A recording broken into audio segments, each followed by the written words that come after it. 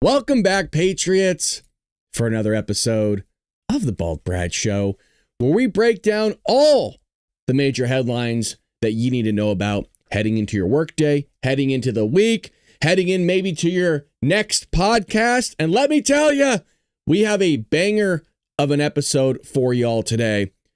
And this one, there's a lot of information, and I'm not kidding. I got about 15 pages of notes for myself that I spent over the weekend creating because we have to make sense of what's going on with the Obama collusion scandal that popped off with Tulsi Gabbard declassifying documents. And yeah, I looked through the documents, so we're going to go through them together, meaning I'm going to show you the fucking receipts today. I'm jazzed. I couldn't sleep last night because I was so excited to break all this down for you. There's a lot here. So like I said, you need to buckle up, and I'm by myself. I don't have producers, so I'm going to do the best I can. We haven't done this in a while. And in a while, I'll give you an example. The last time I did something like this, where your boy popped off, was the Biden family corruption, where I took you all the way back to 1985 with the DeLorean. No, I'm kidding. That's Back to the Future. But I did take you back to 2004 with the Biden family corruption with Burisma Holdings, Devin Archer, Hunter Biden, Joe Biden, James Biden. I mean, I took you through everything. The receipts, the checks, the money coming from Ukraine to Russia, all that stuff. And that was over an hour. You need to buckle up. All righty. Well, let me at least just show you what the headlines are talking about right now, and then we're going to break this all down because you got to make sense. And there's a lot here. There is a lot here big time. Don't you love how Rumble has the white writing during a white background? You got to love it.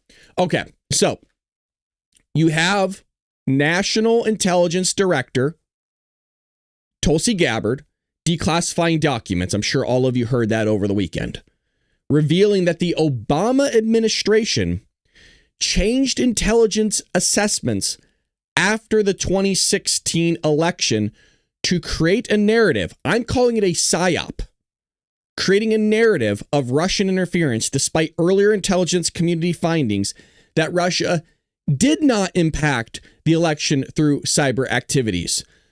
You got to hold on to that because these dates and when things happen, it gets wild. And again, I'm going to do the best to my ability to break all this down simply. The intelligence community concluded before the election that Russia was, quote, probably not trying to influence the election by using cyber means. I'm bringing this up because this is a big part of what actually took place.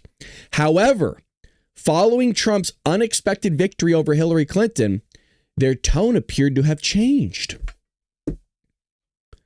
On December 8th, 2016, IC officials prepared an assessment, an ICA report, for the president's daily brief, finding that Russia did not impact recent U.S. election results. Again, Russia did not impact U.S. election results by conducting cyber attacks on infrastructure. Before it could reach the president, it was abruptly pulled based on new guidance. Okay? This key intelligence assessment was never published. You have never seen this stuff until Tulsi Gabbard. Okay? Americans will finally learn the truth about how 2016 intelligence was politicized and weaponized by the most powerful people in the Obama administration to lay the groundwork for what was essentially a years-long coup against President Donald Trump. Oh, baby, buckle up.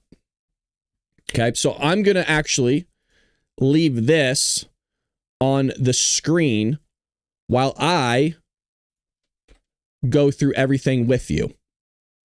Now, where are my notes at? Where the hell's my notes? If you're enjoying what you're hearing and seeing already, please make sure you hit that like and subscribe button. I greatly appreciate it. It helps me out a lot. We are a one-man podcast here. I mean, I got a bunch of people helping me mod, which I greatly appreciate. But other than that, it is literally just me. All right, here we go. And I wasn't exaggerating when I said I have 15 pages of notes, by the way. How many pages? Oh, sorry. Yeah, 15. Okay. So we need to go all the way back a decade. Make sure I got everything on the screen set up for you, folks. Okay. We need to go back all the way to December of 2015. In December of 2015, there's this guy, you've seen his name, George Papadopoulos. And this guy is basically fresh out of college still. And he works for a think tank that's kind of surrounded around foreign policy. And he gets hired by Ben Carson's campaign for like a really short stint, like very short-lived title. Well, obviously, Ben Carson didn't make it past the Iowa caucus. And so the dude's looking for a new job. And he hits up the Trump organization and he says, look, I worked for a think tank in London. This is what I know.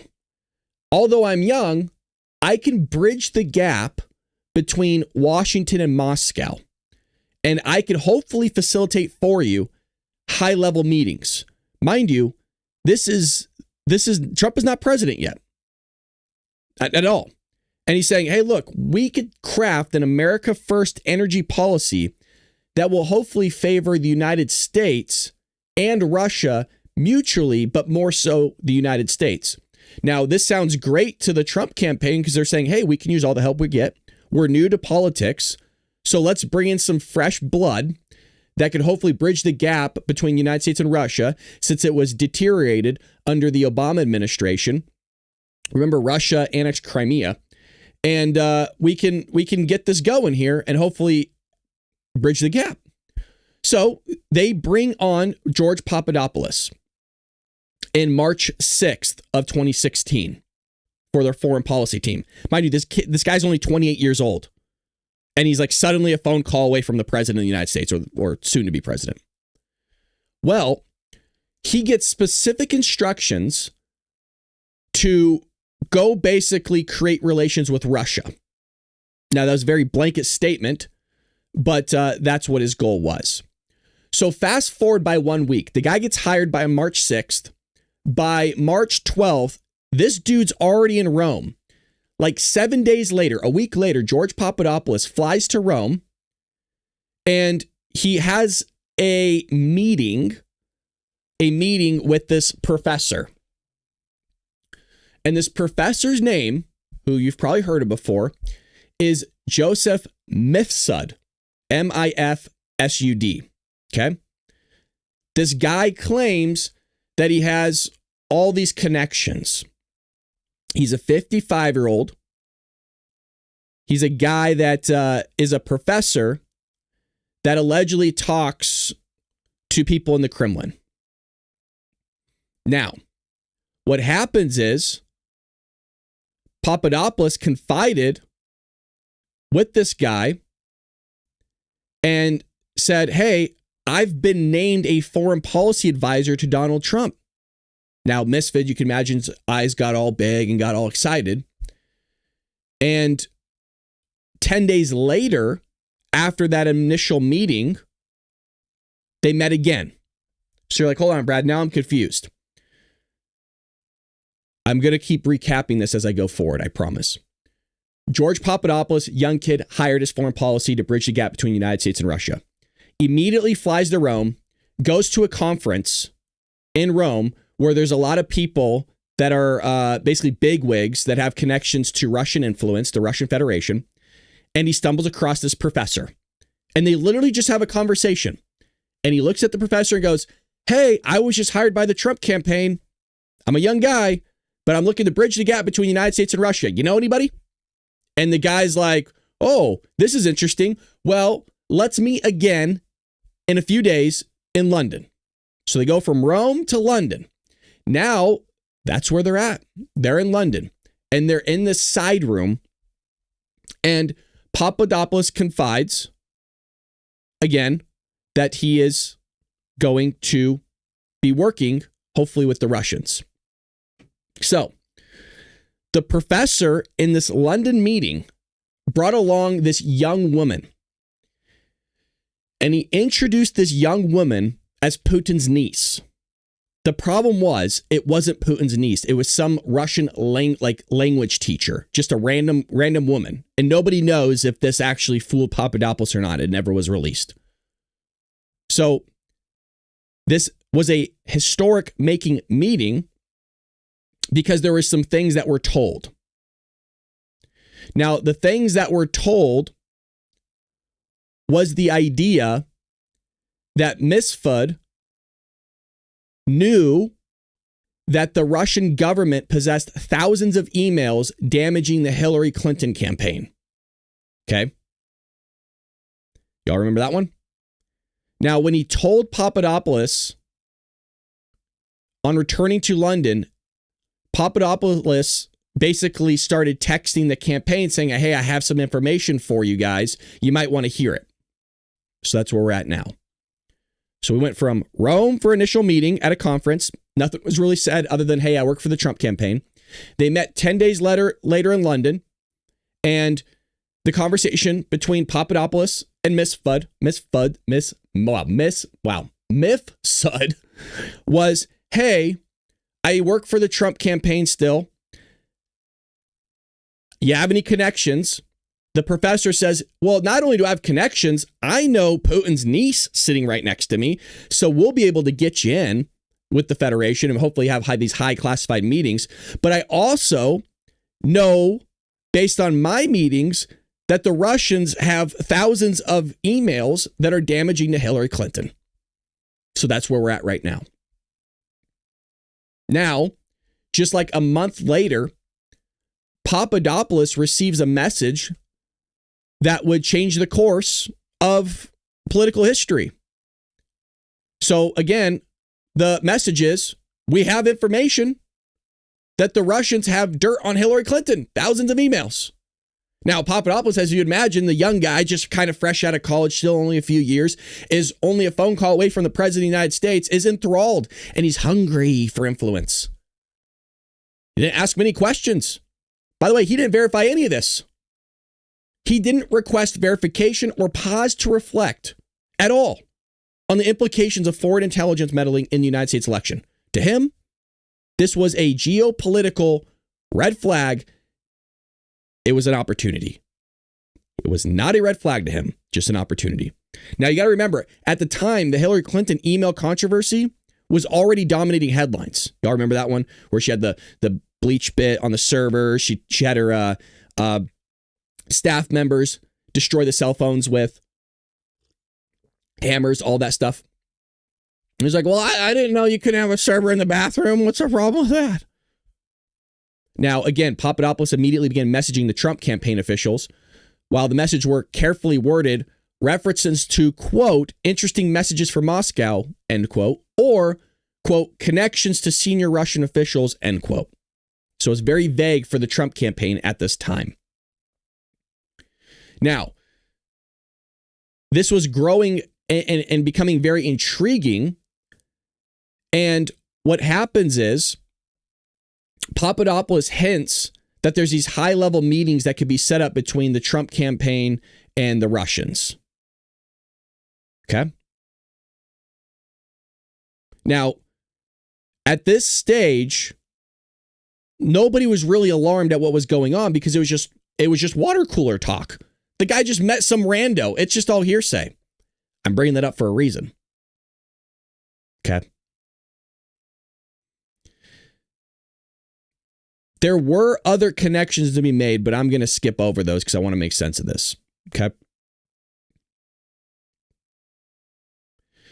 What happens is we go from Rome to London. Now we're going to this wine room confession that's also in London. This happened on May 10th. And hopefully I'm making sense for you guys. Let me pause. Is everybody still following along here? Are we falling asleep? Because I want to make sure we get this. The reason why I want to make sure that we get this, and I'm actually going somewhat in detail, is because this ain't going anywhere. Tulsi Gabbard's, we're going to go back into this. I got video to show you guys and stuff like that. Tulsi Gabbard is Let's see if I can get your guys' chat up there like that. There we go. Tulsi Gabbard is going to be releasing more information. This could very well lead into congressional hearings. This could lead to prosecutions. This could lead into a lot of stuff. And it's very nice that you'll know kind of all the details surrounding this in the background. All the details surrounding this in the background. I know this. Was that stuff playing the entire time? Could you guys hear? Was there feedback the entire time? Okay, still here. All right, we're good. Let me listen to this. Details surrounding this in the background. Language. Okay, so we're good. We're good. Okay. All right. So where were we? All right. So they have another meeting in London. But this meeting that George Papadopoulos has is not just going to benefit him for the short term because he's meeting with a very powerful person here, but it's the person that ends up kicking this whole thing off, basically. This is kind of the person holding the match, this meeting. So he's at a London wine bar. Okay, they're drinking. And George Papadopoulos is sitting across from a person named Alexander Downer. This is Australia's High Commissioner to the United Kingdom. The venue was the Kensington Wine Room, which is an upscale, kind of a low-profile spot, known more for its Pinot Noir than its history. But Downer wasn't just any diplomat, folks. He served as Australia's foreign minister and was plugged into the global intelligence web. Meaning this person had a lot of connections, and Papadopoulos is salivating out of the mouth. But during this meeting, Papadopoulos drops a bombshell to Alexander Downer. He told Downer that Russia had dirt on Hillary Clinton. Not rumors, not vague gossip, quote, thousands of emails, he claimed. And that the Russians intended to release them to damage Clinton and help Donald Trump win the presidency. Now you got to understand, this is over wine. It's a young guy. He's just drunk talking out his ass. That's all it was to Alexander Downer. It's just a drunk guy. I mean, you would keep it in the back of your mind because that's highly illegal, by the way. You can't have foreign intelligences doing stuff like that. So it was a stunning admission. And remind you, one would later serve as the primary justification. That right there, what I just gave you, barroom talk, casual BS drunk talk, is what would serve as the primary justification for launching the FBI's Crossfire Hurricane investigation, which is what's on your screen. You're going to see how crazy this gets in a moment. I'm trying to lay the groundwork for you. It's bonkers. Now, in that same month of May that they had the meeting, Downer did not immediately notify U.S. authorities. But what he did do was he filed a report with the Australian government, and no action was taken for a couple months. And you'll find out why nobody did anything with it. They just kind of sat on it. Okay, that was in May. So mind you, March, April, May, Papadopoulos has only been with the Trump campaign for 3 months. And he went from the Rome meeting where he met with the professor, and then he met in London where he found out, whoa, there's thousands of emails that could benefit the Trump campaign, to another meeting in London where he met with Alexander Downer and spilled, hey, there's thousands of emails that the Russians have that there's no way of them having unless they hacked some servers or something. Well, now you fast forward to June, a month later, and the Washington Post released this bombshell. The Washington Post reported that the Democrat National Committee's servers, the DNCs, had been hacked. And listen carefully to this, please, that cybersecurity experts blamed Russian intelligence. The news sent shockwaves through the political world. I'm going to emphasize that part again. That cybersecurity experts blamed Russian intelligence. We're going to come back to that because I'm going to open up later the 100 documents that Tulsi Gabbard showed. And that's questionable based on what the experts were saying in what Tulsi Gabbard released. That contradicts the ICA report that we've had for the last decade now. So again, Washington Post reports the DNC has been hacked. On like a week later, WikiLeaks releases the 20,000 internal DNC emails that are damaging to the Clinton campaign. Now you can imagine they've been sitting on this for a while, and now they're going, and I'm meaning the Australian government's going, well, that's a little weird. We just had a high-profile individual say, hey, the Russians have thousands of emails, and they didn't do anything about it. And then now this comes out, and they're going, all right, well, this is weird. Maybe we should do something about this. Let's look into this. Okay. So what they did was they dusted off that report that happened back in May. And on July 26th, they passed it to their counterparts in the United States. And this is where things start kicking off. Hopefully we're doing okay. CIA Director John Brennan, who is listed here, okay, on your screen, known for his deep mistrust of Russia, began organizing an interagency briefing on potential foreign election interference. Brennan told Congress later on that he had received, quote, sensitive intelligence that Russia was not merely gathering dirt, that they were acting with specific goal of electing Donald Trump. Now, where'd that intelligence come from? Nobody knows, because the only speculation is the intelligence that they received was from their Australia counterparts from that Papadopoulos meeting with Alexander Downer.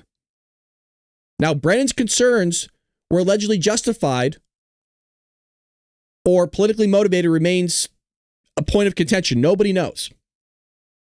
What's clear is that he began sharing intelligence with the FBI, the NSA, and even foreign partners through what has been described as a fusion cell, a joint task force aimed at deciphering the Russian puzzle. Okay. Now, these next two individuals are the famous people because they're the ones that were doing the little woo-ha, having a little hooksy-upsy with the FBI. And by the way, if you guys have questions in the chat while I'm doing this, let me actually move this over. Make sure you ask so I can answer it for you. Or if you're like, hey, can you pause and kind of recoup and, give us a summary of what we've gone over, please let me know so I could go over that as well. Okay. So where was I? Okay, so John Brennan kind of gets everybody involved. Inside the FBI, you have Peter Strzok and Lisa Page. These were the two people that went famous for their text messages where they were saying, hey, Trump's not ever going to become president, right? Right? And then the other person goes, no, we're not going to allow that to happen. We'll stop it. You all remember those text messages? And they're also hooking up on the side. Well, they get involved in this as well. Now, the reason why that's important is because both of these FBI officials were not just hooking up, but they also had biases against Donald Trump. Okay? They had biases against Donald Trump. And you're going to see why that played in. Because remember, the FBI is just going on a hearsay. The FBI is about to open up a full-blown investigation that crosses as multiple three-letter agencies all over a conversation that some drunk dude had with a foreign diplomat at a wine bar. I'm not saying they shouldn't look into this. What I'm saying is, what? What? That's it? You're not even gonna like, you heard it from an Australian person, that was it? And you're gonna start going, hey, we're gonna notify everybody. By the final week of July, the FBI was preparing to act. The Downer tip, the Australian diplomat individual, the DNC hack, and the growing intelligence chatter formed a triangle of suspicion. That was it. The question no longer was if they would investigate, but how they were going to do it. Now, we get into Crossfire Hurricane. On July, so March, April, May, June, July, 5 months after Papadopoulos has been a part of the Trump campaign, 5 months after he meets with Joseph Mifsud, where he learned that there was Russian intelligence, these emails that they hacked or got in some way, shape, or form to have dirt on Hillary Clinton, the Crossfire Hurricane launches. A full-scale counterintelligence investigation into whether individuals associated with the Trump campaign were wittingly or unwittingly coordinating with the Russian government. Now, I want to pause. At this moment in time, please understand, there is no evidence whatsoever that anybody in the Trump campaign was wittingly or unwittingly coordinating with the Russian government.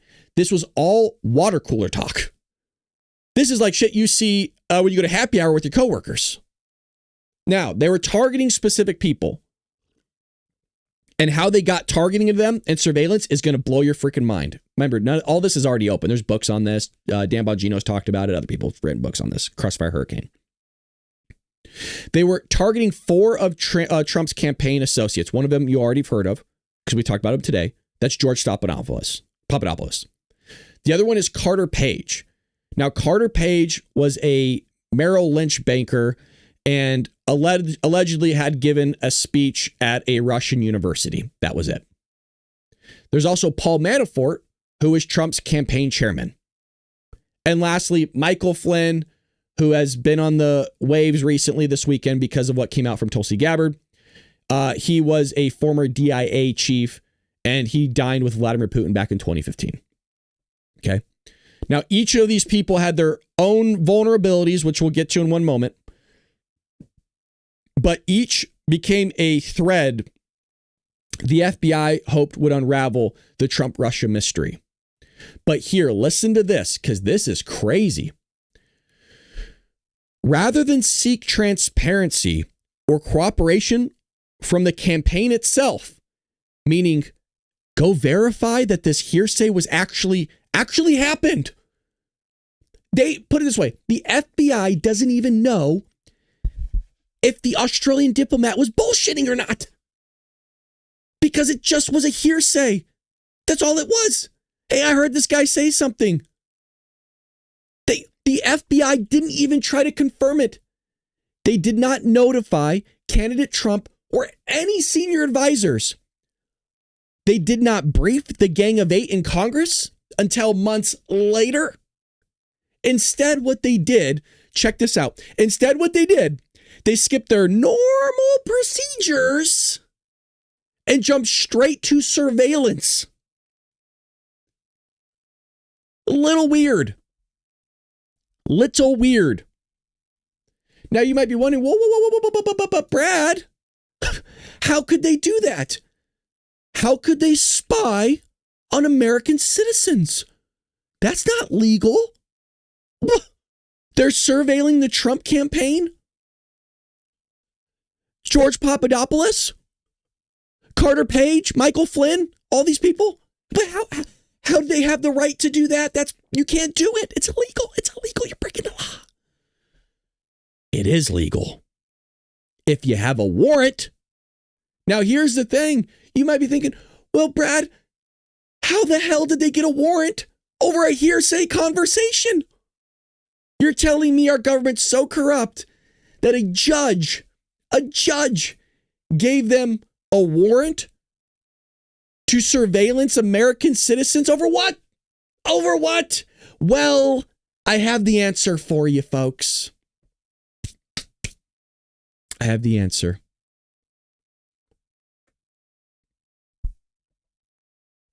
Now, it has to do with the FISA court. Okay. Which is the Foreign Intelligence Surveillance Act. Okay. FISA court. Foreign Intelligence Surveillance Act. The FBI, Peter Strzok and Lisa Page, the two people that were doing the hanky-danky, the people that had the bias against Trump, the FBI applied for what was granted a FISA warrant to survey Carter Page, or to surveil. Now, the warrant authorized the FBI to monitor Page's communications and collect a wide range of intelligence retroactively and moving forward. The application renewed 3 times over the following year and would later become a focal point of some of the deepest controversies surrounding Crossfire Hurricane. What controversies? They did everything right. Now, none of this is weird already. Compiled by Christopher Steele, okay, at the heart of the FISA application, there was a document that was known as the Steele dossier. Okay. Now, this is important. So let's stop for a moment. Hopefully everybody's there. Let's make sure nobody's asking me any questions here in the chat before we move on. Feels like everyone's talking about something else. That's fine. Okay. So to bring you up to speed, George Papadopoulos has a meeting with a professor. Professor says, hey, I got connections. I know Putin's niece, even though it wasn't his niece. And hey, I got word on the street. The Russians have some dirt on Hillary Clinton, thousands of emails. And Papadopoulos is salivating at the mouth going, oh my God, this is crazy. I'm just some young guy and I got all these goodies and all this crazy stuff. I'm going to make a bang. I'm going to make a difference in the Trump campaign. Well, then he goes and has a meeting with an Australian diplomat over some wine, gets drunk and says, hey, you know what? The Russians have some emails and they're going to release them and it's going to be crazy. Well, then the Australian diplomat goes, I'm going to file this, but the guy's drunk and young, and I don't know, it's a little odd, but I'm going to file it.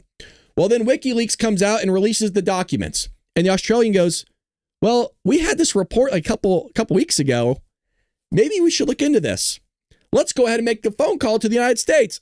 Bling. Hey, there was this guy that's part of the Trump campaign that was drunk one night and told one of our diplomats that Russia did this and that they're going to work with the Trump team.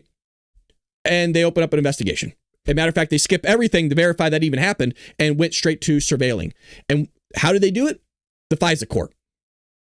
Now, remember how I said, why would the courts give the FBI access to United States citizens to surveillance them? Well, you have to show proof. You just don't go and give people warrants. You have to show proof of, hey, there's a reason why we need to look into these people. Now, this is where the Steele dossier comes into effect. The Steele dossier was compiled by a guy named Christopher Steele, hence the Steele dossier, who was a former British intelligence officer. Now, this dossier was commissioned as opposition research by the DNC and the Hillary Clinton campaign. Right? Opposition research meaning we want dirt against Donald Trump. Go out and find it. Now, they did this first through a law firm, and then they did it through a research firm called Fusion GPS. The dossier alleged, among other things, that Carter Page had secretly met with top Russian officials to discuss quid pro quo arrangements involving the lifting of U.S. sanctions and the transfer of dirt on Hillary Clinton. Okay, that's what the dossier alleged. Never went out and proved it. It's all of this is hearsay. Please understand that. All of this is, I heard it from somebody. No different than the Salem witch trials. It also contained graphic, salacious, and unverified allegations about Trump himself. Most famously, what you would have heard of was the PP tape. The P tape. I'm going to keep mentioning this. This entire dossier that the FBI used was fabricated. It's a TMZ page. It's one of those pages, those magazines you see at the grocery store that's like, oh, Tom Cruise is an alien. That's literally what the Steele dossier basically is. Okay. Remember, you need to know this because this sucker over here that's on your screen right now is what's about to pop off. And people, we're all hoping, start going to jail for this stuff. And why wasn't anybody in the FBI in jail for this? Great question. They couldn't prove intent. We'll get there in a moment. We'll get there. I told you, I got a lot of information, man. We're a long show. We're 30 minutes in. This is very important. Now, again, the FBI cited Steele's information in its applications to surveil Page, Carter Page. The FBI used BS information to get a FISA warrant. And they described him as, meaning Carter Page, as a credible source with a track record of providing reliable intelligence. Now, what the FBI failed to mention, at least clearly, was that Steele, Christopher Steele, his work had been politically commissioned, that parts of it were unverified, and that Steele had already briefed media outlets potentially compromising his role as a confidential source. They just left it out. Not once, not twice, 3 times or more, just miraculously left out, hey, Judge, we got a bunch of BS information that we never verified with people that are biased and were hired by the guy that they want to go after. And hey, it's all made up. It's all fabricated. We haven't actually done anything with it. Key information that might have undermined Steele's credibility, such as the FBI's own concerns about his judgment and his admitted hatred of Donald Trump, was downplayed or omitted entirely. Meaning, if that didn't make any sense to you, the FBI utilized a bunch of hearsay from a dossier and a research firm that was paid for on behalf of the DNC and the Hillary Clinton campaign to fabricate bullshit about Donald Trump. And the FBI used it as pure truth, as the Bible. And not only that, didn't verify any of it, used that information that was all hearsay and basically a gossip tabloid magazine, and said, hey, Judge, we have all this information. Here you go. But by the way, I'm not going to tell you where the tabloid magazine came from. I'm not going to tell you who created it. I'm not going to tell you the biases involved in it. I'm just going to tell you, hey, there's some credibility here. Folks, just to let you know, that's fucking illegal. And you can't do it. They lied about it. This whole thing, for them to be able to give surveillance on the Trump campaign, was fabricated on bullshit. Nobody went to jail. Oh, well, people did. It just wasn't any of these FBI people. You want to know how crazy this shit was?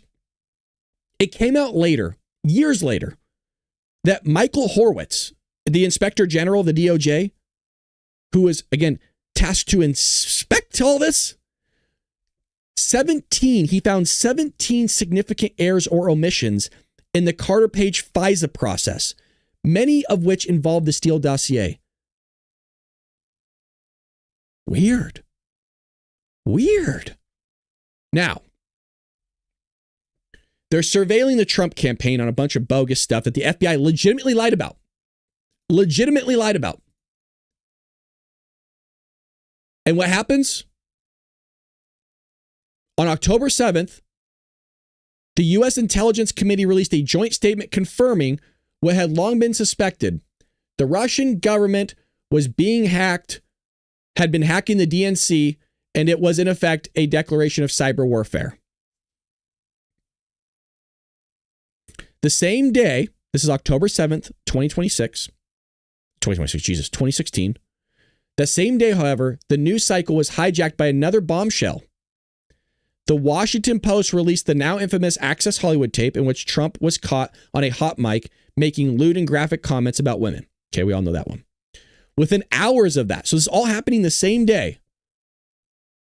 Okay, so again, on October 7th, the U.S. Intelligence Committee releases a joint statement that, hey, the Russian government hacked the DNC.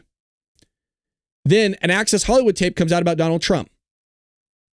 This is all happening the same day. Then within hours of that happening, WikiLeaks releases the emails from the Clinton campaign chairman, John Podesta, which obviously is damaging, about the Hillary Clinton campaign. All in the same day. I mean, this was one of the wildest things that's ever taken place in politics. That is where you get the term called October surprise, folks. That's where you get the phrase now, October surprise. That's when it happened. Intelligence was released that the Russians allegedly hacked the DNC. You have, I'm going to grab them by the pee-pee, Access Hollywood tape. And then WikiLeaks releases the Hillary Clinton emails and goes, uh-oh, not good. That was the October surprise, and big wowsy. Now, during this whole thing, the FBI had tensions mounting because Director James Comey who was still stinging from his July decision not to recommend charges against Hillary Clinton for her private email server, now faced a new dilemma: the discovery of thousands of Clinton-related emails on Anthony Weiner's laptop. Little Weiner, the estranged husband of Clinton aide Huma Abedin. Now, it was weird. Remember, October 7th, these emails come out. And what's weird is Comey felt he had no choice but to inform Congress on October 28th. And he did just that. Y'all remember that famous one. The letter set off a political firestorm. Democrats accused him of tipping the scales. Republicans claimed basically vindication.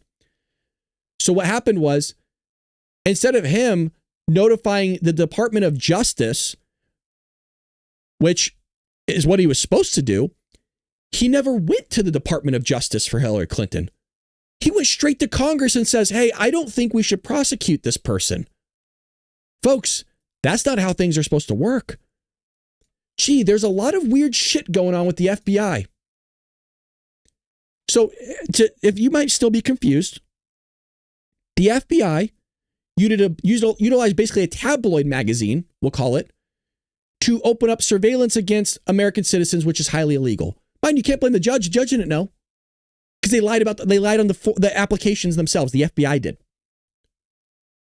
And then you have the FBI director that had damaging emails against Hillary Clinton. Hillary Clinton had been in politics since the early 90s, couple decades at this point, and had no idea about the email server in her bathroom and classified documents, this, and, damaging emails coming out that. And instead of saying, hey, DOJ, here's all the evidence I have, which is what Tulsi Gabbard did, by the way, gave it to the DOJ to prosecute, and the FBI. The FBI goes, I don't think we should prosecute this person, directly to Congress's face and on tape. Basically undermining the DOJ. Now, could the DOJ still have prosecuted her? Absolutely. They could have, but they didn't. Now, that was October. The October surprise, that's why it's called that. That's a lot of stuff to happen in October of 1 month in politics. That was insane. Donald Trump ends up getting elected next the following month. Comey ends up getting fired, and Mueller is hired. Okay. So from November to May, you had the election win. Trump gets put in office, fires Comey. Now, Mueller was hired. All right. Mueller was hired. Hopefully we're still following along. If you're enjoying what you're hearing, please hit that like button. Now, in the first act of Crossfire Hurricane, this was fueled again by suspicion and secrecy. The second was ignited by public confrontation. The shift came with a single act that shook Washington, and that was President Donald Trump's firing of James Comey. Now, the official explanation is outlined in a memo by newly confirmed Deputy Attorney General Rod Rosenstein, centered on Comey's handling of Clinton email investigation, particularly his July 2016 press conference and his October 28th letter to Congress. Rosenstein argued that Comey had usurped the authority of the Department of Justice and undermined public confidence in the Bureau, which is what I mentioned. The reason why he was let go was because he basically went around things. He didn't follow procedure and went directly to Congress. Behind the scenes, something else was brewing, though. Just a week earlier, Comey had testified before the Senate that the FBI was actively investigating between possible links between the Trump campaign and Russia. And the president himself would soon admit during an interview with NBC's, Lester Holt, that this Russia thing had factored into his decision to terminate Comey, which kind of undermined Rod Rosenstein. Democrats cried obstruction. They lost their minds over it. Because the Democrats put so much pressure, and the pressure was mounting, just 8 days later, Rod Rosenstein appointed Robert Mueller as special counsel to investigate this. I mean, who else is going to do it? There is no FBI person in there. They just got rid of the guy. So if Comey was the one that was investigating Donald Trump and Donald Trump just fired him, who's going to be leading the investigation? Well, now it's Robert Mueller. The move was hailed by a political establishment as like this stabilizing force because they trusted him because he had a reputation for integrity and discipline, basically. All right. Now, let's move forward here inside the team Mueller. They had a bunch of people in there that were good, but they also had a bunch of people that kind of raised some eyebrows because several of the people on Robert Mueller's team had donated to Democratic candidates, including, listen carefully, Hillary Clinton and Barack Obama. Gee, could that be a couple people that are on your screen right now that are involved in Crossfire Hurricane? I think so. Now, Trump supporters like us said this was a witch hunt. Trump himself said so. And the first action, major action that came in was when the FBI executed a pre-dawn raid on the home of Paul Manafort, Trump's former campaign chairman. The raid yielded documents, hard drives, and materials that would lead to multiple indictments unrelated to Russia. So what you're going to find is all these libs, all these Democrats, these snowflakes, keep saying, oh, well, people were indicted in Crossfire Hurricane. People were indicted by Robert Mueller. Not for Russia collusion. Nuh-uh. They got him on other stuff because that's what investigations do. They find a bunch of other stuff, and that's what they got him for. Okay?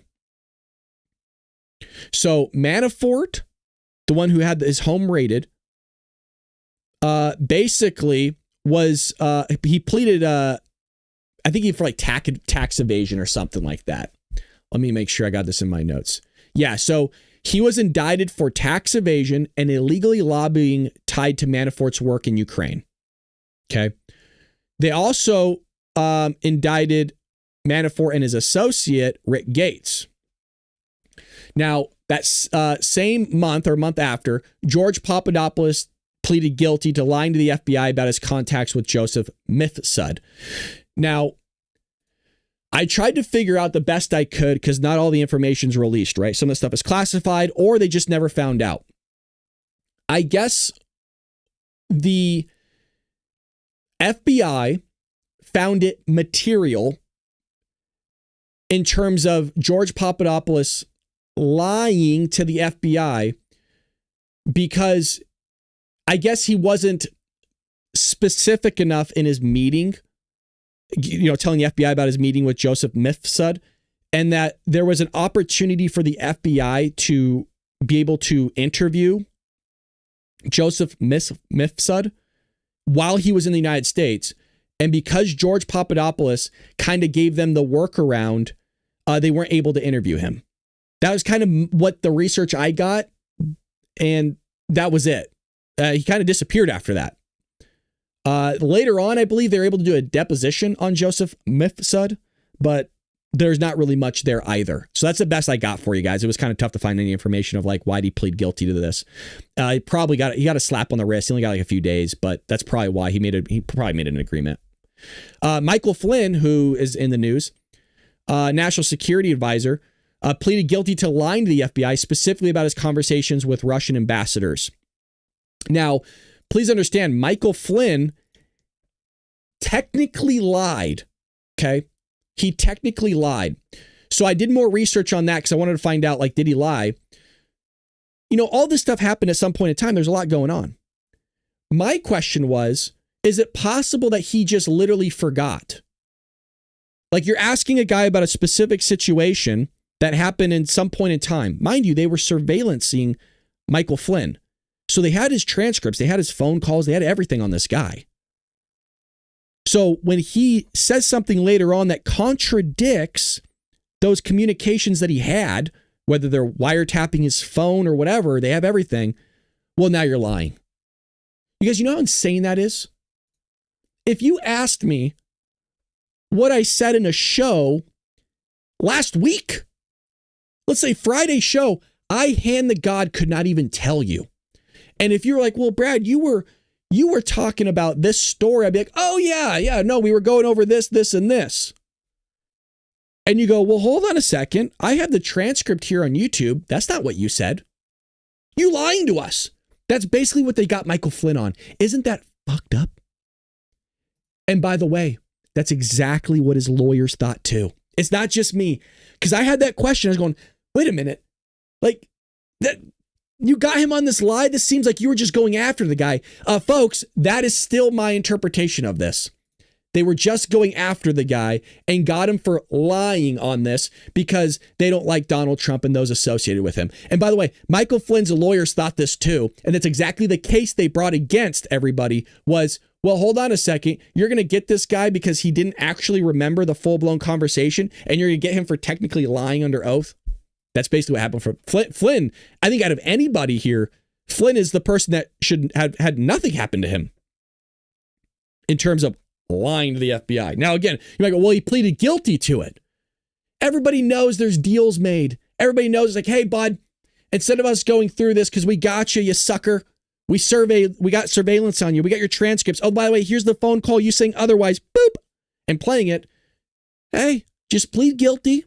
Nothing happens. We'll look the other way. You'll be clean. You'll get out of here. Except now the Democrats go, oh, people were indicted. Now, that's what happened with the 4 people that were being surveillanced by the FBI. By the way, this whole thing but I think all their cases should be washed out, by the way. I think all of that should be let go, by the way, because if the surveillance, listen carefully, if all the stuff was predicated on surveillance that they had and obtained, and that surveillance was allowed to happen in the first place, predicated on bullshit information, sorry, that's illegal. They shouldn't be the ones that gone to jail. It should have been Carter Page and it should have been Peter Strzok and Lisa Page is who it should have been, but it wasn't. Little odd. I'm having massive deja vu right now like I've done this before. I've had a dream about this. Crazy. Now, that didn't stop the speculation or anything going on, by the way. So Mueller's indictments focused on process crimes, lying to investigators, failing to register as foreign assets, that stuff. There was still no public evidence, by the way. I'm going to say this very clearly. At this point in time, when Robert Mueller focuses on process crimes, again, lying to investigators, not registering as foreign agents, there was still no public evidence. There was no evidence of a criminal conspiracy between Trump campaign and Russia. Want to know why?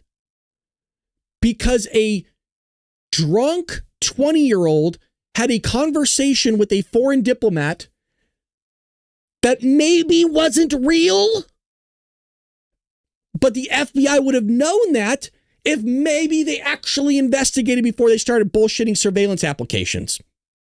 That might have been a smart thing to do. You notice there's a lot of things going on with the FBI here, folks. A lot of weird stuff. Now, the Mueller report drops, okay?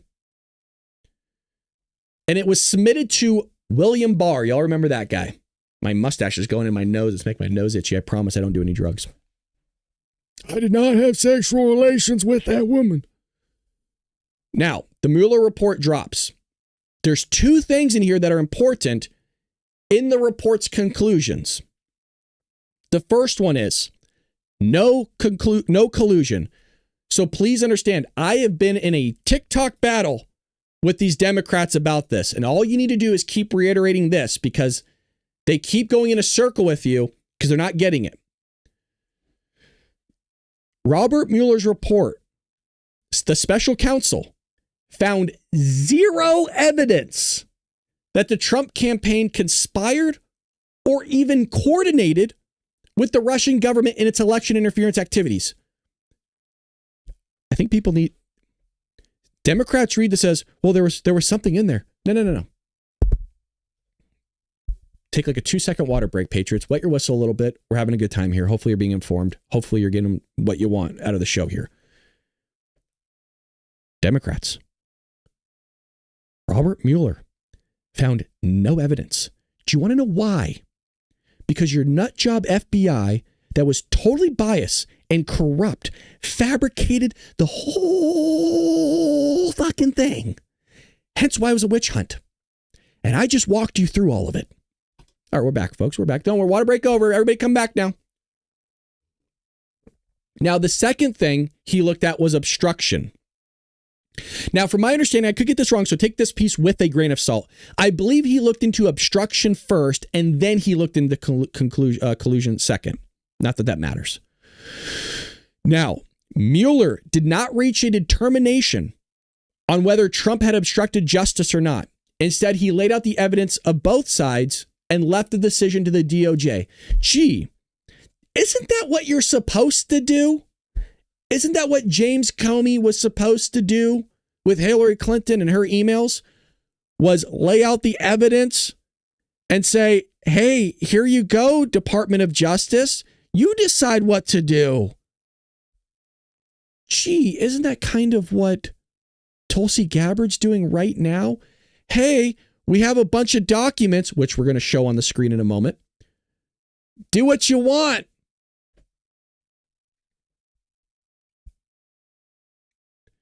Mueller found no prosecutable conspiracy with Russia, but he documented extensive Russian interference. Now, there's a problem with that. My question is, did he have access to these documents that Tulsi Gabbard have? So remember this. Robert Mueller released a report. So did other people. Nobody saw these documents, allegedly, that Tulsi Gabbard just released. So please understand that when Robert Mueller says, well, we have extensive documentation of Russian interference and outlining 10 instances where Trump attempted to obstruct the investigation, they had not seen the files that Tulsi Gabbard has. Now, also what was taking place was the Inspector General's report that inspects all this and goes, this stuff might be weird. So he looked into, and he spent over a year doing this, the origins of Crossfire Hurricane. Makes sense, does it?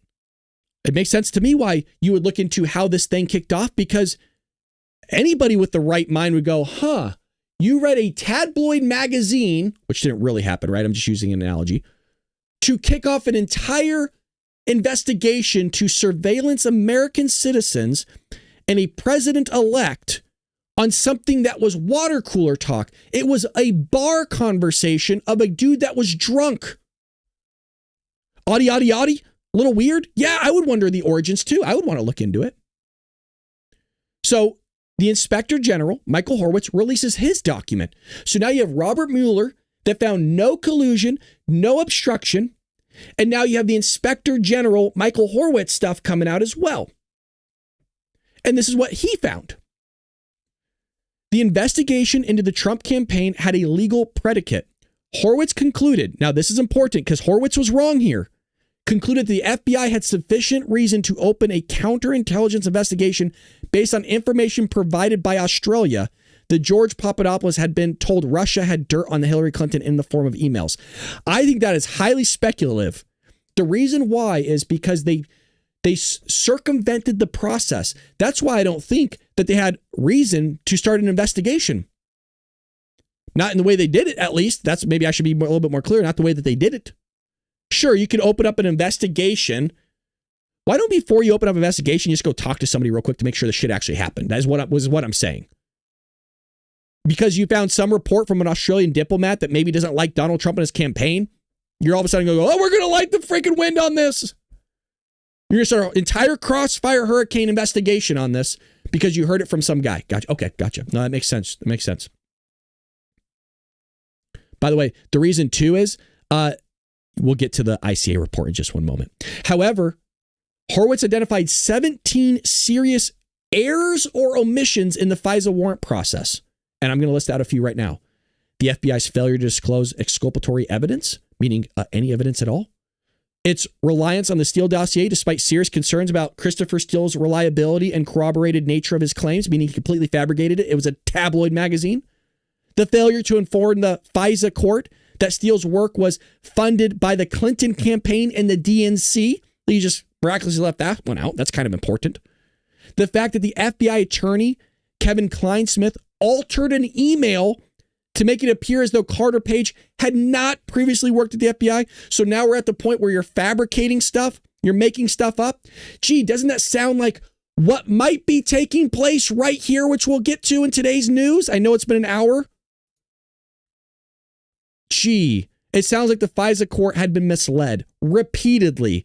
But don't worry, nobody went to jail for it because it couldn't find intent, even though you repeatedly did something. In the same way, Hillary Clinton repeatedly utilized an email server, repeatedly used BleachBit, repeatedly deleted information, classified information, but nothing happened to her. So there's a common theme here about no intent, but people doing the exact same thing over and over and over and over again, and people who are a part of the very organization that they've been part of for years that knows it like the back of their hand, but they didn't know.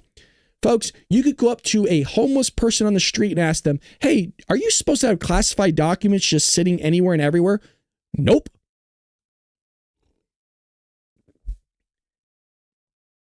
So that's what happened there. Okay. So that brings us to current day. Let me make sure I get to my notes here on current day. Where are we at here? Let me make sure I have this right.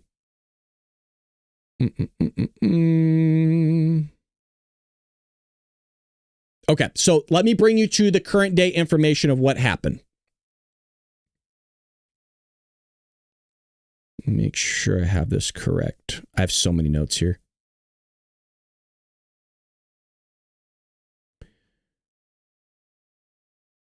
Okay, so Tulsi Gabbard leaked this information about the Obama administration. And this is where it's important because there was an ICA report that came out and said, matter of fact, I could show it to you here. Let me pull it up. I have the ICA report.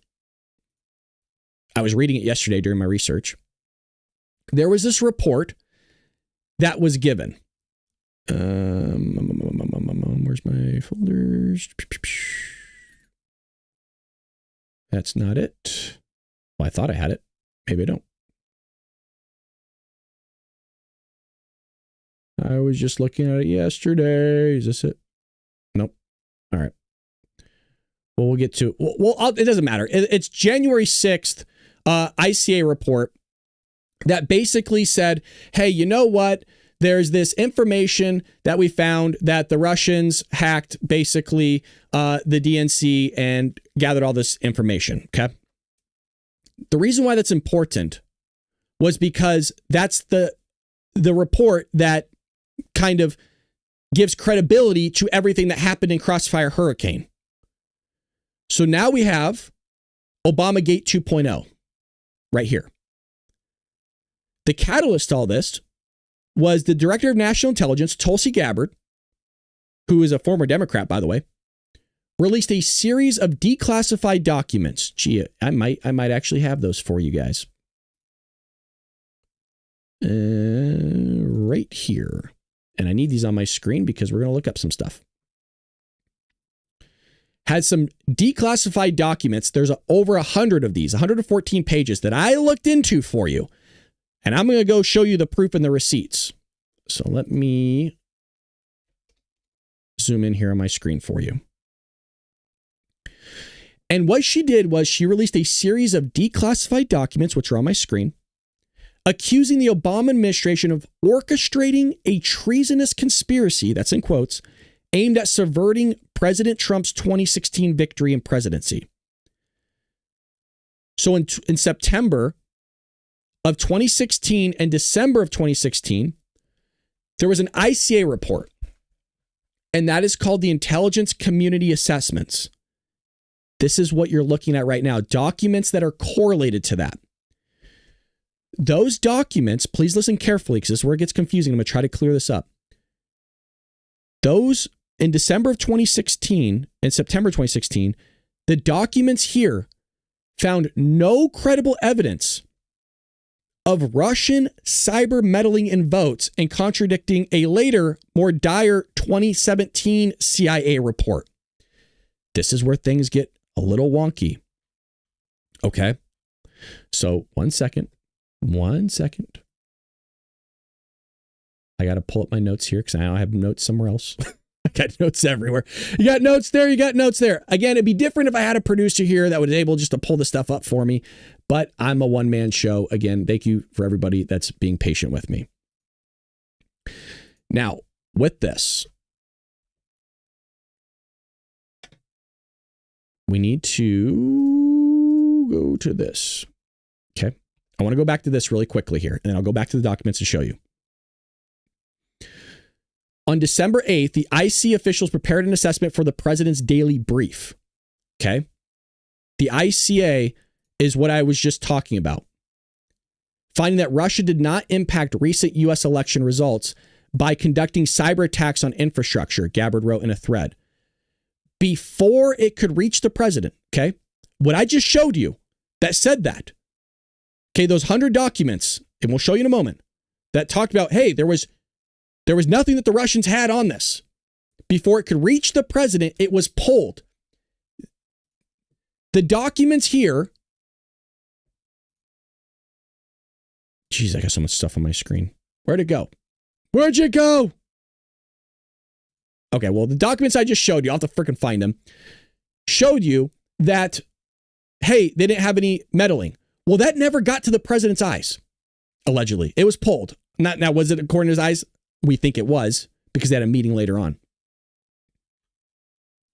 The president prepared for President Obama on December 8th, 2016 stated, we assessed the Russian and criminal actors did not participate in U.S. election results by conducting malicious cyber activities against election infrastructure.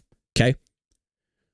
Well, what happened was one day later, on December 9th, a meeting was called in the White House Situation Room. Okay. This is current day, folks. Thank you, Miss Mom, for saying, becoming a member 4 months. These docs are why they raided Trump and didn't find. There's speculation on that, yes, and we'll get to that a little bit later. I told you there's a lot here. It's a little bit of a long show, but it's important because this is going to freaking pop off and you guys are going to be so well informed, it's going to be head spinning.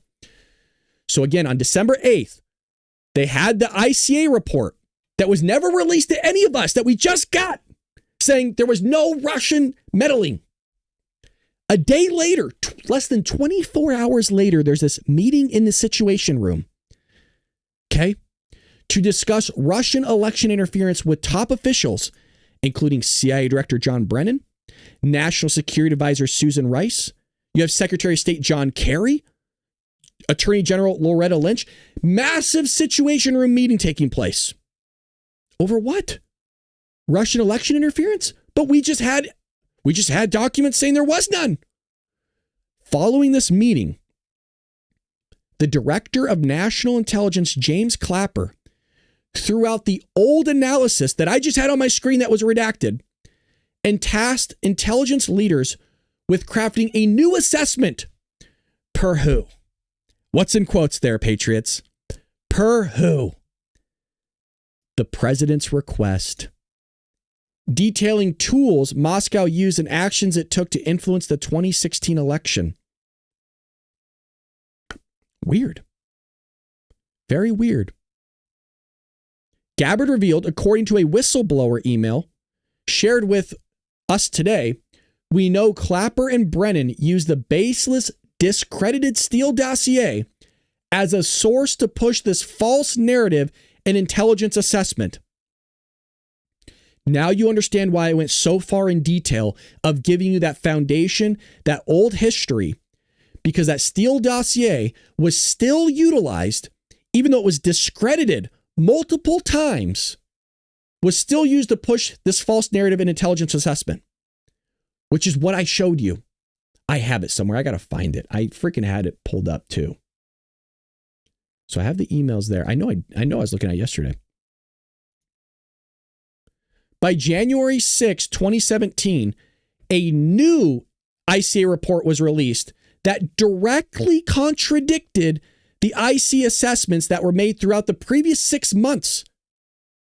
Intelligence officials told Fox News they considered the assessment to have been, quote, blatantly politicized after it suppressed intelligence from before and after the election, showing Russia lacked intent and capability to hack the 2016 election, meaning they couldn't even do it if they wanted to.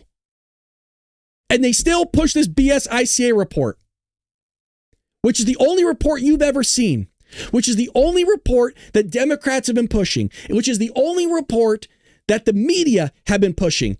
Oh, well, look at, we have 17 intelligence communities talking about it. Really? Let me see if I have the video here.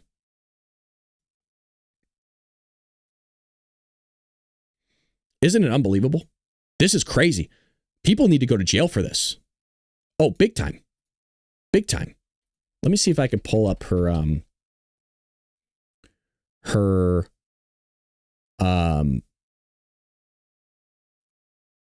oh God, this is what happens when I'm by myself. If you're enjoying what you're seeing, please make sure you hit that like button. I apologize, folks. There's a lot of stuff going on here, and I want to make sure that I get to the, I want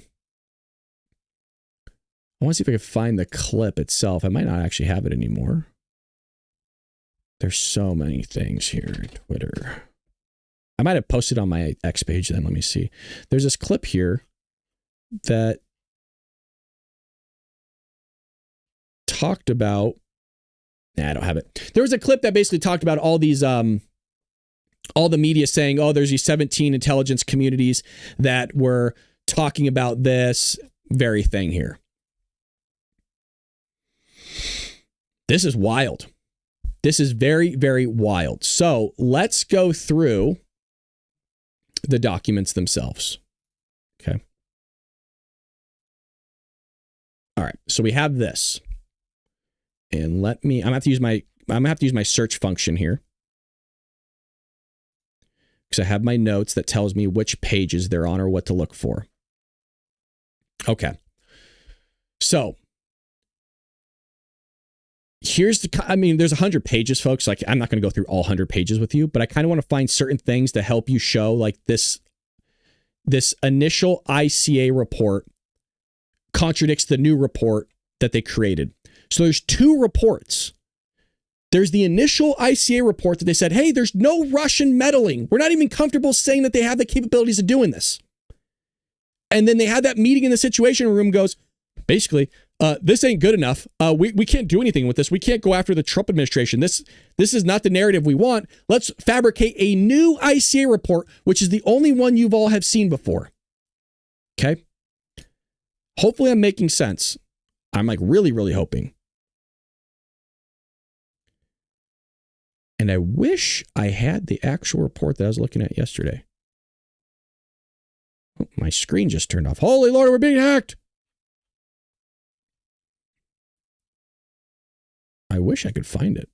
That's going to bug the heck out of me. Here we go. How was I looking at a document and it's all of a sudden gone? That's so weird. Okay. Well, here we go. So the first one is, I'm going to go through themes and then I'm going to show you what the direct evidence is in here. Okay, so the FBI pushes back on early claims of Russian intent to disrupt the vote. Okay, so that's right here.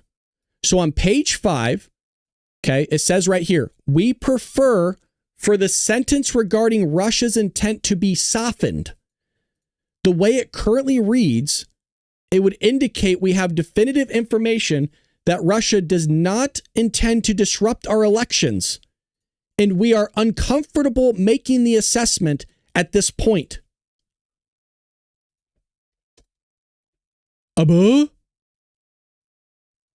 It's right here for you. This is the documents that were released that you've never seen, that nobody's ever seen before. I'm just showing you the proof. They're not even comfortable saying it. We are uncomfortable making that assessment at this point. We judge Russia to be the only nation state with the current means and possible motivation to use cyber attack to disrupt the 2016 election or deny political legitimacy. They don't feel comfortable with it. That's what they're trying to change. Now, the other theme here was multiple agencies acknowledge Russia is not trying to change vote tallies. So this intelligence writer agrees that Russia probably is not and will not try to influence election by manipulate computer-enabled election infrastructure. So this one I got to actually look for. Where was I? Oh,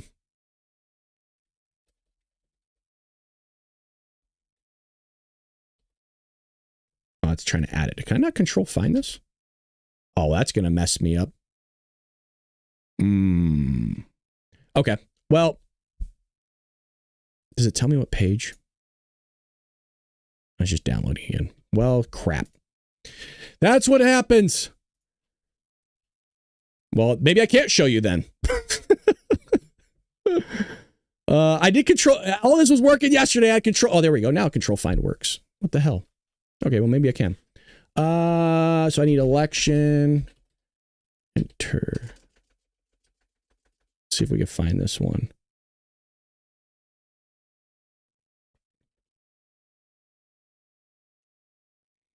Give me a moment here, folks.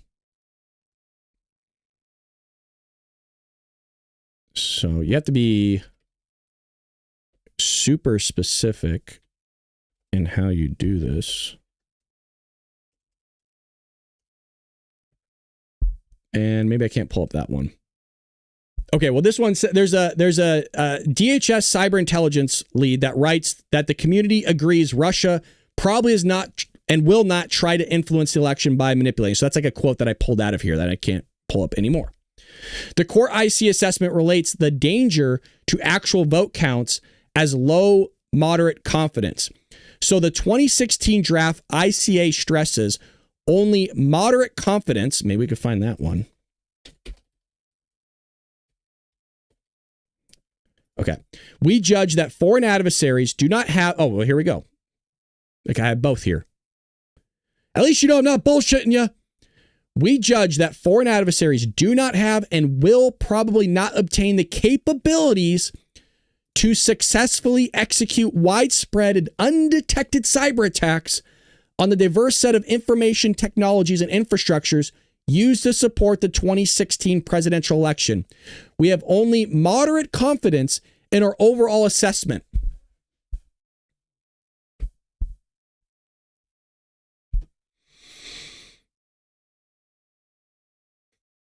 Folks, this is the original ICA report that they said, oh, it doesn't help our narrative. Basically, if I had to put this all in one sentence, the Obama administration fabricated a psyop on bullshit intelligence to change the perspective and the manipulation and craft and narrative of the American people to go against Donald Trump.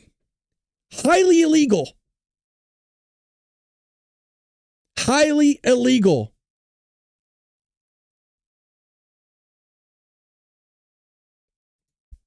We're not on a laptop, though. I do need a new laptop, but this is on my desktop.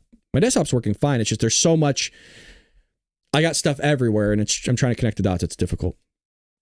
So that's what we have for you. Now, let's go to some video. Now, there's more here, folks. I have, for example, technical forensics found no Russian access to vote tabulation machines, meaning they didn't touch them.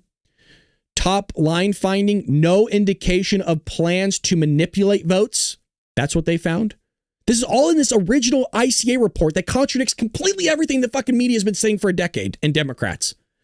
FBI and NSA express low confidence, tying DNC links to Kremlin hackers.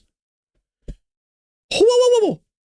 Didn't we just say on the get-go that the original report that was shown from the ICA that they released to you guys said all that?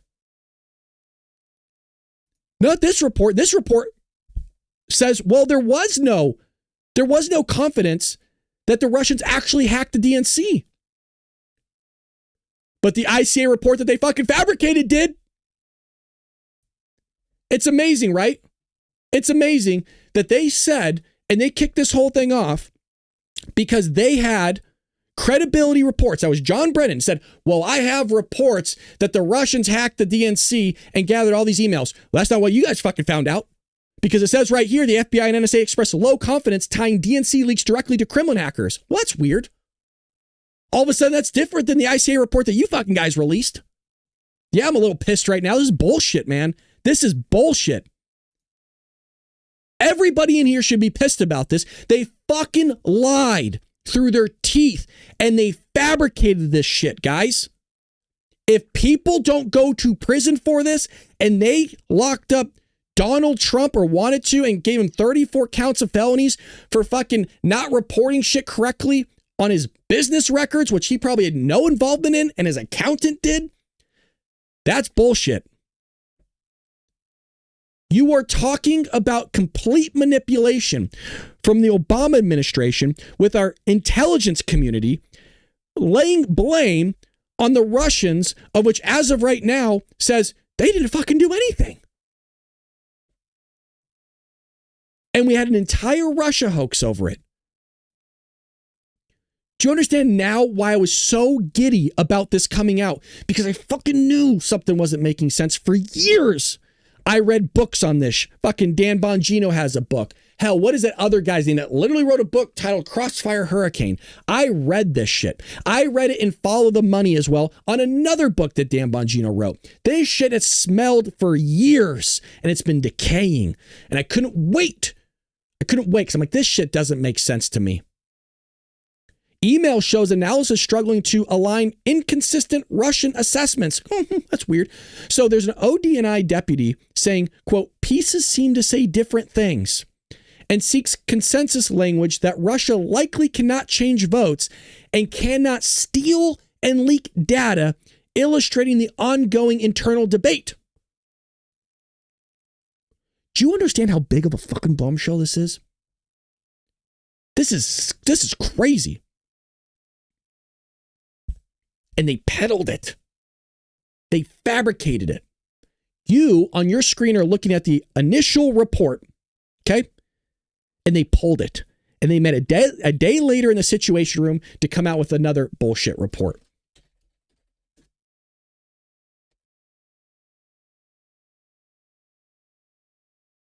I'm just going to pull up the initial report really quickly. Because I keep saying, oh, I have it. I'll just pull it up for you. This is the initial report. This is the report that you all saw. Here's the report itself. Okay, this is the report that I was looking at yesterday. Okay. Let's do a side by side. Okay. Here's the report that got deleted, not deleted, but like they didn't show anybody. This is the one that was released. This is the one that lied about everything. This is the one that tells you that the Russians hacked the DNC. This is the one that tells you all that bullshit that wasn't true.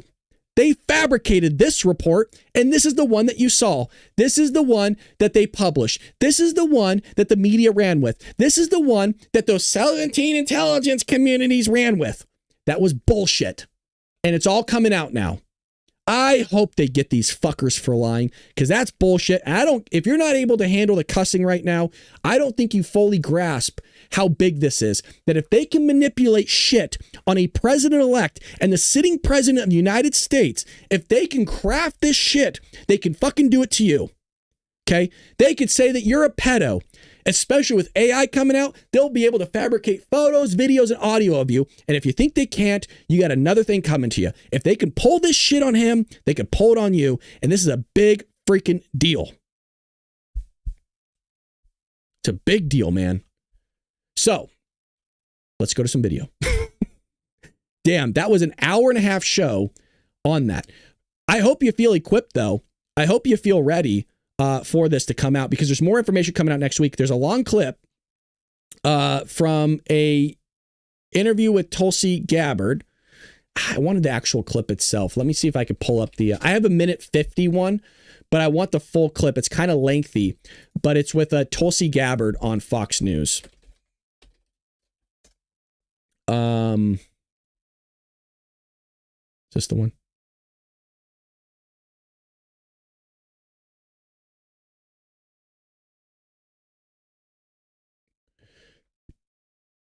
I don't want to show you that one. I'm trying to find a specific one. Who is she with here? Who is this chick? I'm looking for this interview, but I don't know this lady's name. Oh, Maria Bartiromo. There you go.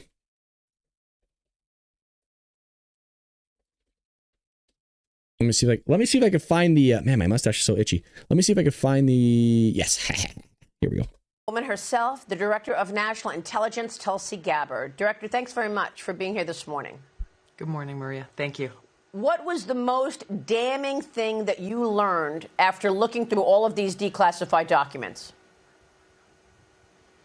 Maria, the implications of this are frankly nothing short of historic.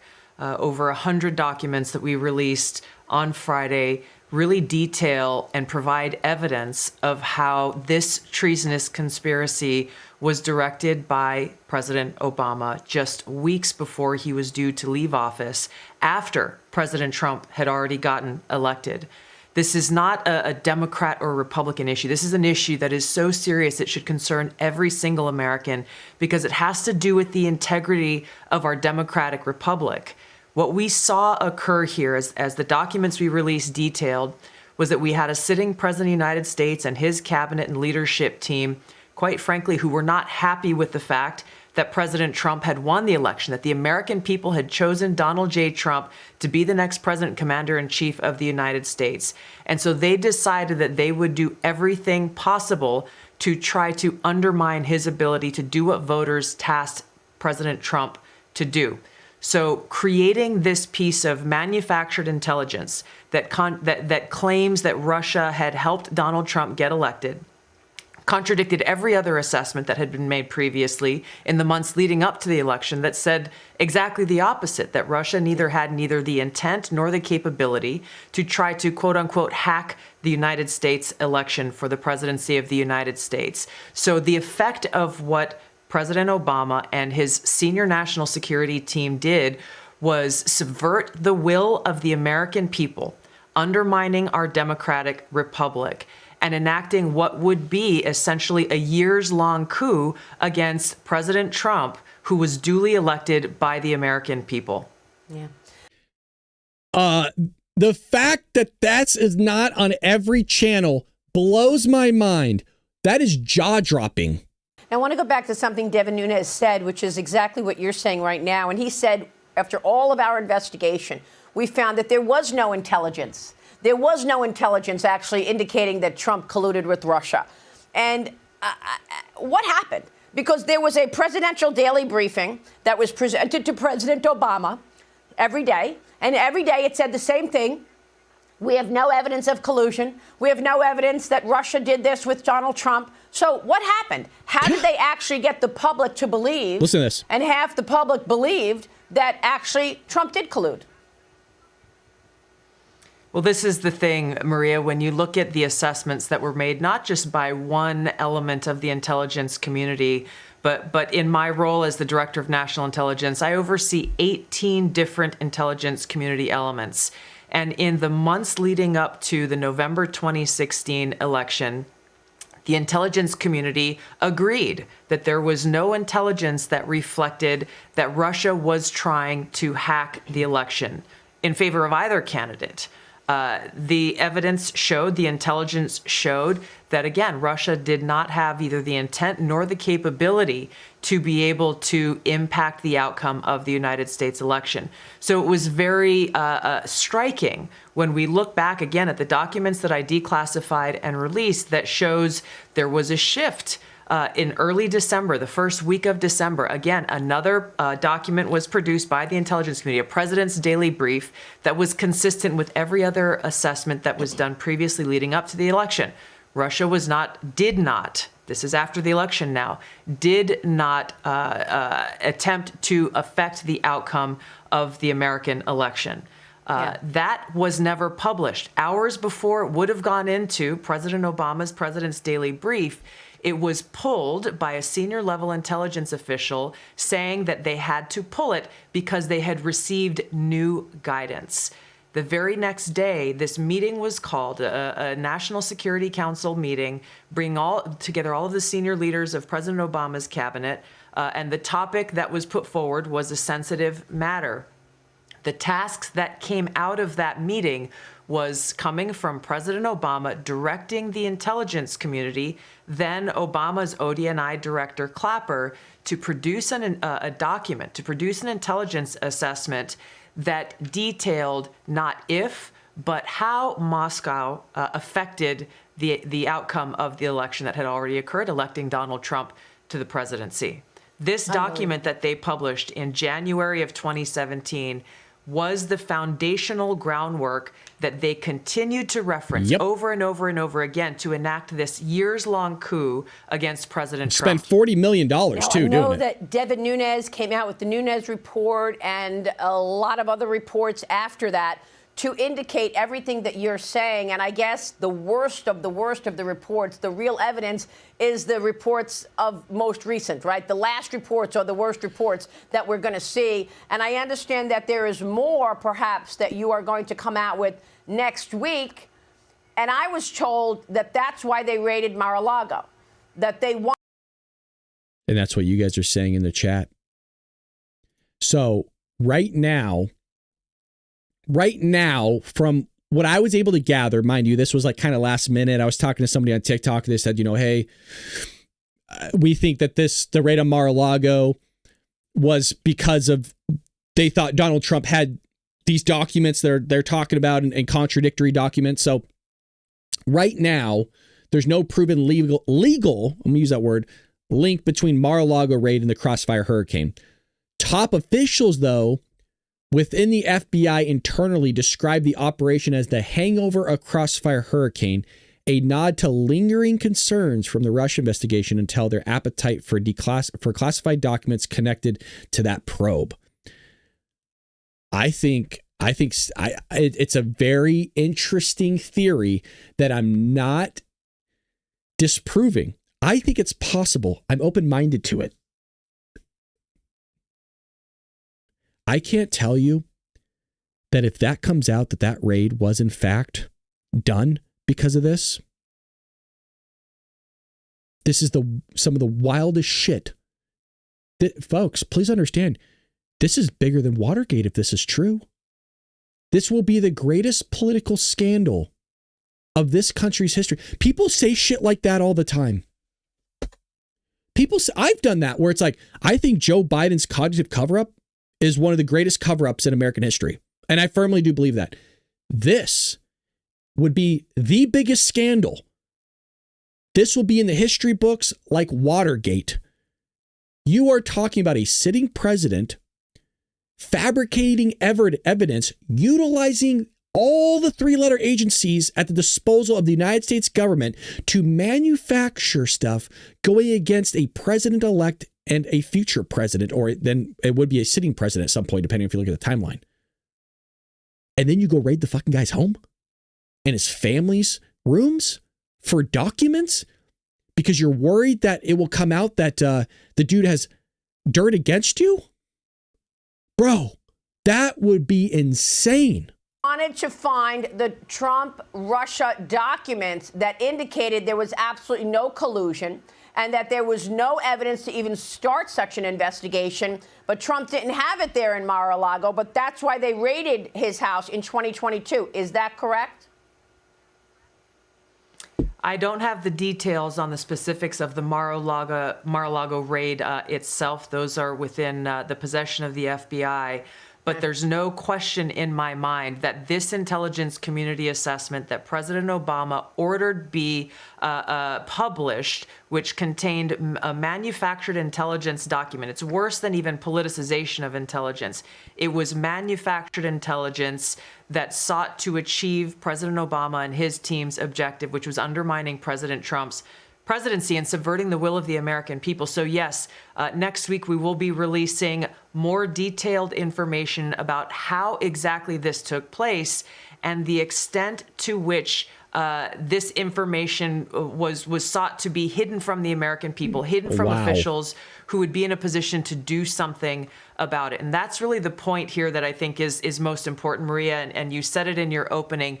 Accountability is essential for the future of our country, for the American people to have any sense of trust in the integrity of our democratic republic. Accountability, action, prosecution, indictments for those who are responsible for trying to steal our democracy is essential for us to make sure that this never happens to our country again. Yeah, and I want to get to that right now because I've heard talk of a criminal referral. Are you referring this in a criminal matter? This is the part you want to hear. Not that you don't want to hear the other part, because she actually answers it. She's gonna seem like she didn't answer it at the get-go, but she does actually answer it very clearly. We are referring all of the documents that we have uncovered to the Department of Justice and the FBI for a criminal referral. Yeah.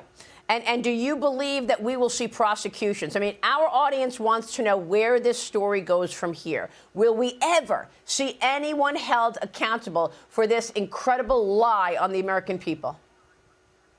I will do all that I can, and we have whistleblowers, actually, Maria, coming forward now after we release these documents, because there are people who were around, who were working within the intelligence community at this time, who were so disgusted by what happened.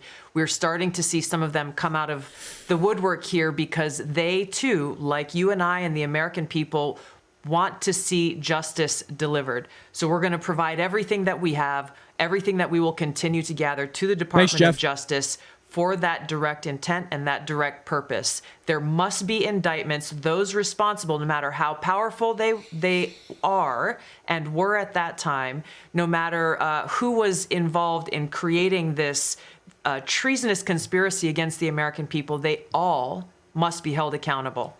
So do you expect, just to be clear, do you expect indictments and prosecutions?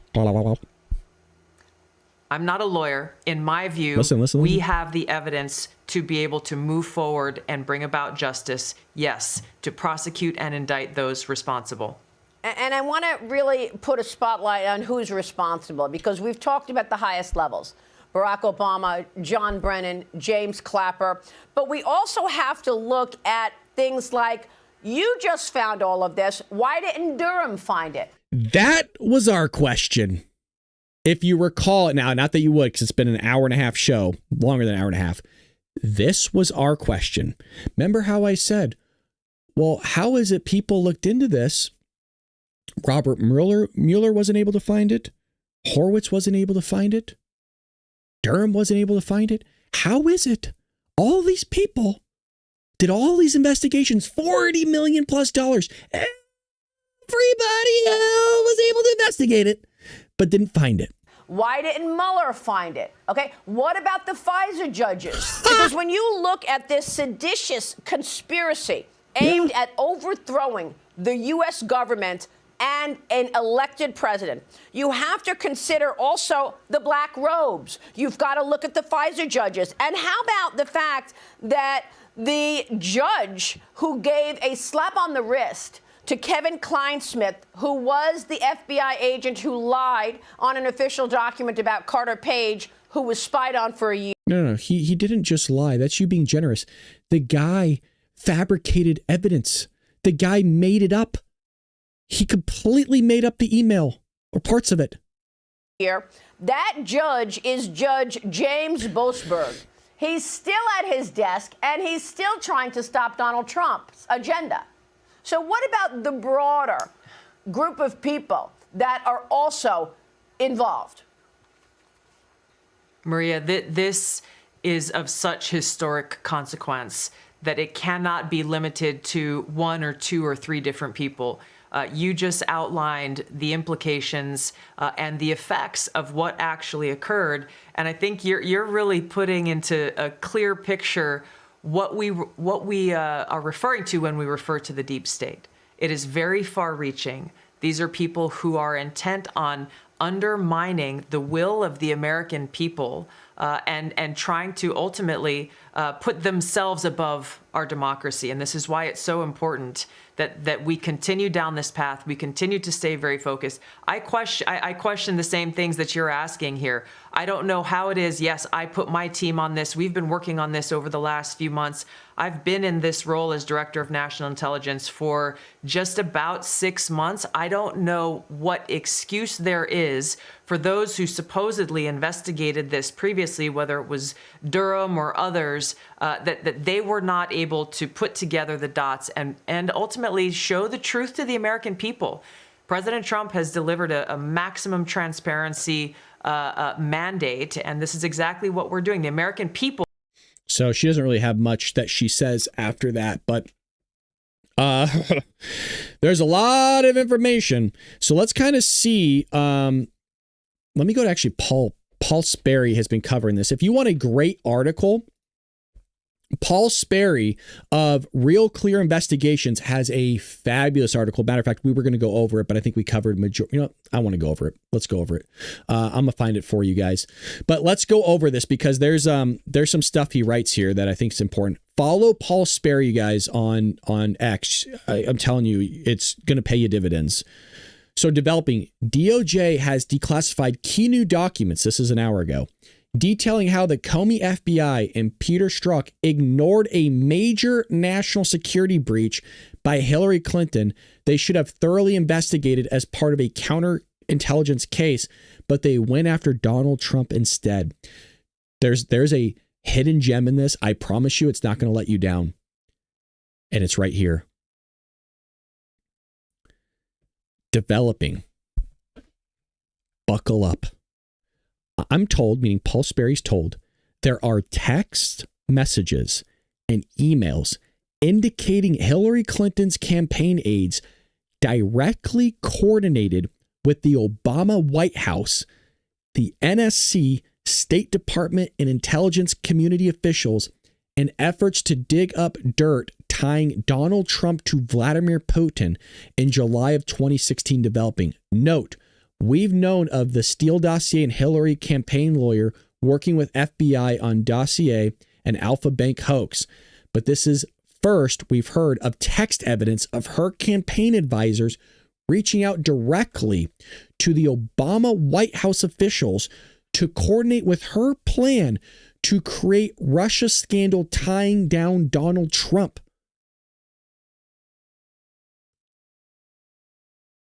This is insane.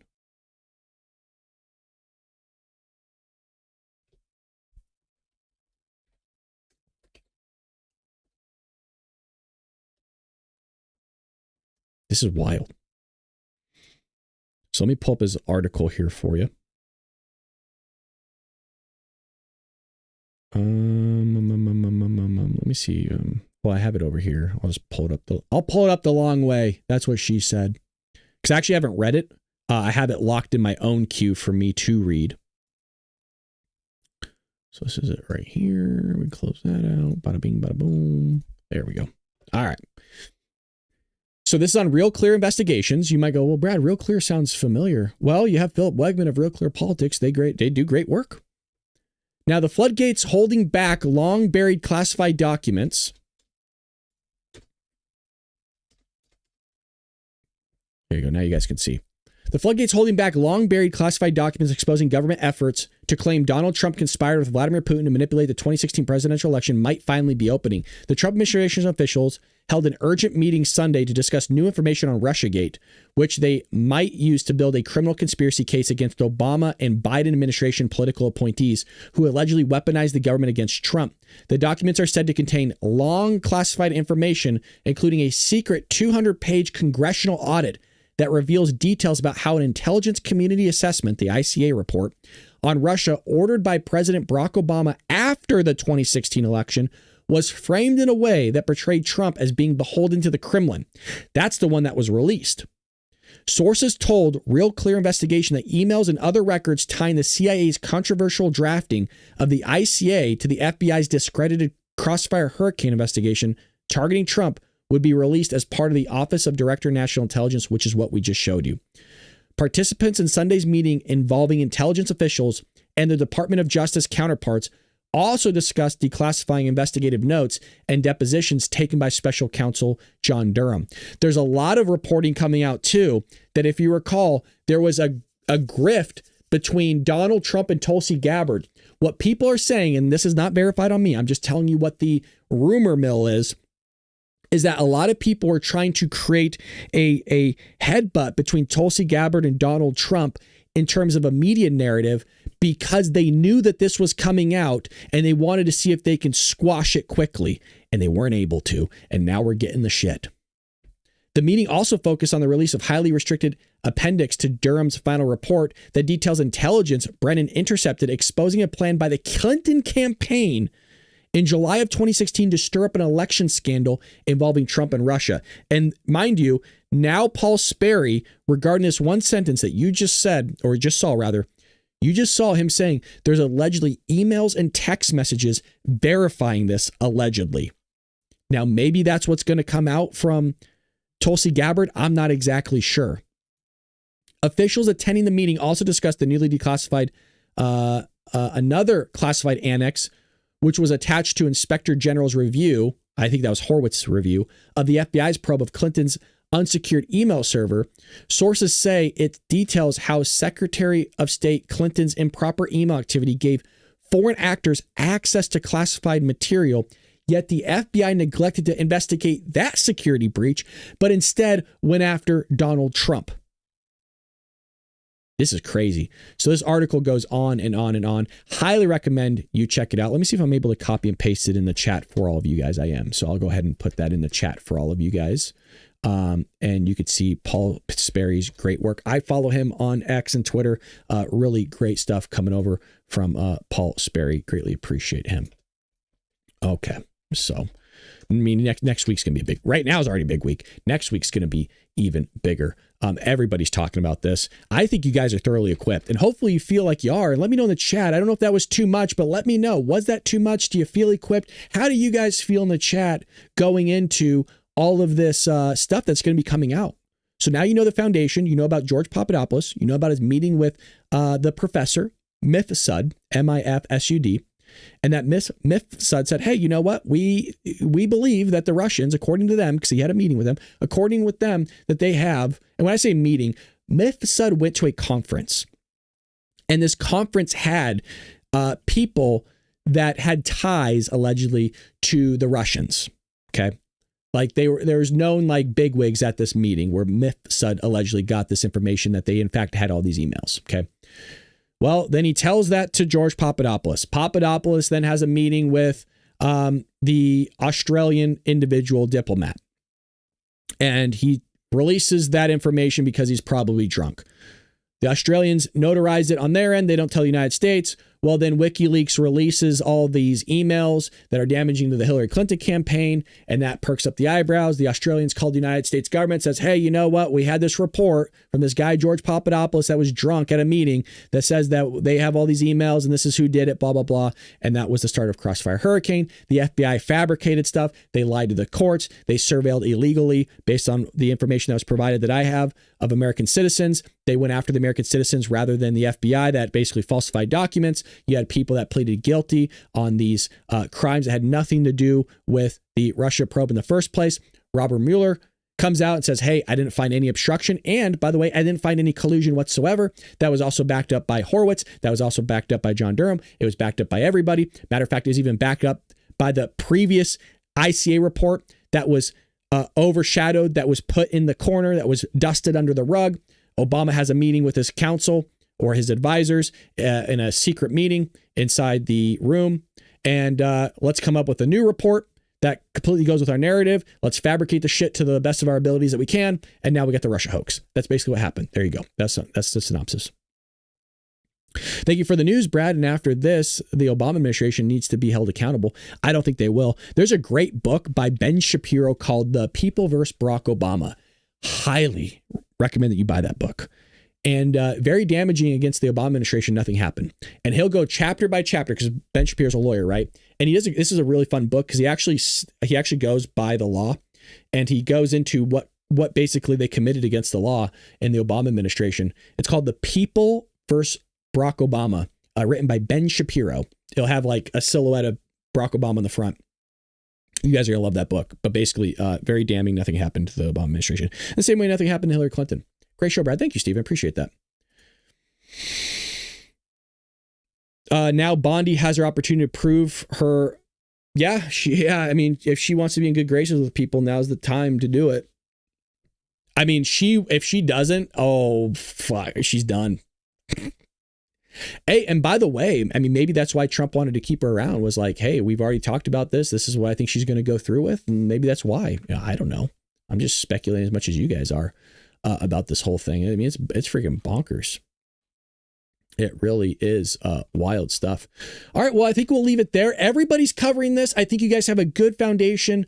There's other news out there, forgive me, but this is the biggest news I think we've heard other than Watergate. I really do believe that, or else I wouldn't have spent 2 hours on it.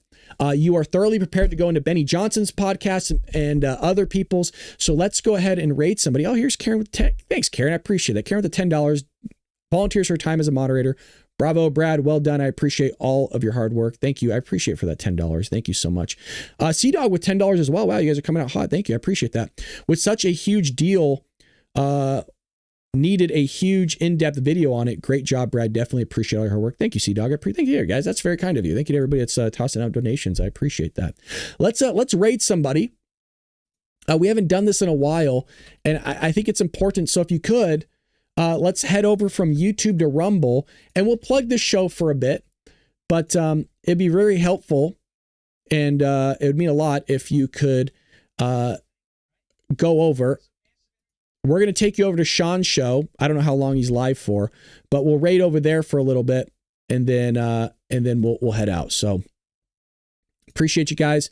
We'll be back tomorrow for the Bald Brad Show, 6 a.m. Pacific Standard Time, and enjoy Sean. You guys know Sean. He knows you. See you guys later. Adios, Patriots.